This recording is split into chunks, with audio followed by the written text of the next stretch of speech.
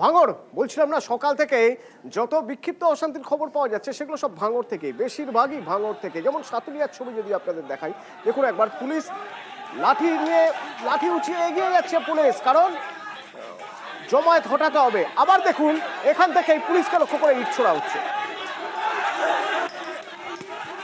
কিন্তু পুলিশকে কেন লাঠি উঁচিয়ে যেতে হলো, কি হয়েছিল ওখানে? কল্যাণ প্রতিনিধি আমার সঙ্গে রয়েছেন। কল্যাণ, কি হয়েছিল সাতুলিয়া, কেন পুলিশকে এইভাবে তেড়ে যেতে হলো? আর উল্টে ওদিক থেকে অবশ্য দেখা যাচ্ছে পুলিশকে লক্ষ্য করে ইট ছুটছে, এরাই বা কারা? একেবারেই তদন্ত জানিয়ে রাখি, এই যে সমস্ত যারা পুলিশকে লক্ষ্য করে ইট ছুটছে তারা একেবারে আইএসএফ কর্মী সমর্থক। তাদের যেটা অভিযোগ যে সকালবেলা তারা যখন ভোট দিতে যাচ্ছিল বা এজেন্ট বসাতে যাচ্ছিল, সেই সময় তৃণমূল কর্মী সমর্থকেরা তাদেরকে বাধা দেয়। বাধা পেয়েই তারা কিন্তু পুলিশের তৃণমূলের সঙ্গে তাদের খণ্ডযুদ্ধ বাঁধে। তাদেরকে লক্ষ্য করে একে অপরের দিকে বোমা ছোড়ে বলে অভিযোগ। ঘটনার পর দীর্ঘক্ষণ পর্যন্ত এই যে সাতুলিয়া প্রাইমারি স্কুল যেখানে ভোট কেন্দ্র, সেই ভোট কেন্দ্রের পিছনে এবং সামনে তাজা বোমা পড়েছিল। দীর্ঘক্ষণ পর যারা আইএসএফ কর্মী সমর্থকরা আহত হয়েছে তাদেরকে সেখান থেকে উদ্ধার করে কোনোভাবে হাসপাতালে নিয়ে যেতে পারছিল না বলে অভিযোগ। পরে তারা আহতদেরকে নিয়ে ওই রাস্তা অবরোধ করে ভোট কেন্দ্রের সামনে। যখনই ভোট কেন্দ্রের সামনে রাস্তা অবরোধ করে তখন পোলেরহাট থানার বিশাল পুলিশ বাহিনী তারা ঘটনাস্থলে আসে এবং ঘটনাস্থলে এসে যারা আহত হয়েছিল তাদেরকে গাড়িতে করে জিরেনগাছা ব্লক প্রাথমিক স্বাস্থ্য কেন্দ্রে ভর্তি করে এবং অন্যদিকে যারা রাস্তা অবরোধ করেছিল তাদেরকে সেখান থেকে রাস্তা থেকে সরে যাওয়ার জন্য বলছিল। সরে না যাওয়ায় পুলিশ কিন্তু লাঠি চার্জ করে। আর পুলিশ যখন লাঠি চার্জ করে তেড়ে যাচ্ছিল সেই সময় কিন্তু পুলিশকে লক্ষ্য করে ইট ছোড়ার অভিযোগ উঠেছে। এই ইটের আঘাতে বেশ কয়েকজন পুলিশকর্মী আহত হয়েছে। গোটা ঘটনাকে কেন্দ্র করে ব্যাপক উত্তেজনা ছড়িয়ে পড়ে এই সাতুলিয়া এলাকায়। এবং শুধু কল্যাণ এখানেই নয়, ভাঙড়ের আরো কয়েকটা জায়গার ছবি দেখাবো। ভাঙড়ের আরো কয়েকটা জায়গার ছবি দেখাবো যেখানে সকাল থেকে বিক্ষিপ্তভাবে অশান্তি হচ্ছে।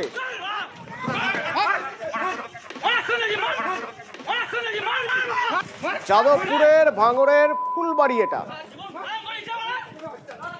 আরেকটা ছিল সাতুলিয়ার ছবি আর এটা ফুলবাড়ি। এখান থেকে আমার সৈকতের কাছে প্রশ্ন, রাজনৈতিক বিশ্লেষক আমার সঙ্গে রয়েছেন। আমরা দেখলাম 6টা দফায় ভোট ঠিকঠাক হলো, সেভাবে বড় কোনো অশান্তির খবর কোথাও নেই। ভাঙড় এমন একটা সিচুয়েশন ভাঙড়ের হয়ে গিয়েছিল যার জন্য কলকাতা পুলিশকে দায়িত্ব দেওয়া হয়েছে ভাঙড়ের। আজ ভোটের সময় ভাঙড়ে, যাদবপুরের অন্য কোথাও কিন্তু এ ধরনের ঘটনা নেই, বা অন্য আর কেন্দ্রগুলোর ক্ষেত্রেও নেই। ভাঙড়ে কেন অশান্তি হচ্ছে? ভাঙড়ে এটা এটা আগে থেকে সবাই, এটা কোনো রাজনৈতিক বিশ্লেষক হতে হবে না যে ভাঙড়ে যে এরকম একটা হবার কথা ছিল সেটা পূর্ব নির্ধারিতই। কারণ হচ্ছে সুকান্ত, আমি এই জন্যই প্রশ্নটা করলাম আপনাকে। এ তো নির্বাচন কমিশনেরও জানার কথা। কিন্তু ঘটনা নির্বাচন কমিশনে অতিরিক্ত কিন্তু পুলিশ কোম্পানি, আমি যদি ভুল না করি 16 কোম্পানির পুলিশ কোম্পানি কিন্তু ওখানে আবার রাখা হয়েছে। তারপরেও কিন্তু আমরা সকাল থেকে দেখছি সাতুলিয়া, ফুলবাড়ি এই এলাকাগুলো উত্তপ্ত হয়ে উঠছে। এর কারণ কিন্তু অনেকগুলো হতে পারে। একটা তো তৃণমূল কংগ্রেস এবং আইএসএফ এর মধ্যে যে যুযুধান প্রতিপক্ষ বলাই যায়। এবার আইএসএফ এর আমরা সিদ্দিকীকে না দেখলেও তাদের যে কর্মকর্তারা রয়েছে তাদের সঙ্গে তো এটা কিন্তু আরেকটা ঘটনা ভাঙড়ে আমরা লক্ষ্য করি, যেটা কিন্তু আইএসএফ বলো তুমি আর তৃণমূল কংগ্রেস বলো, তাদের সঙ্গে পুলিশের সম্পর্ক কিন্তু বহুবার উঠে এসছে।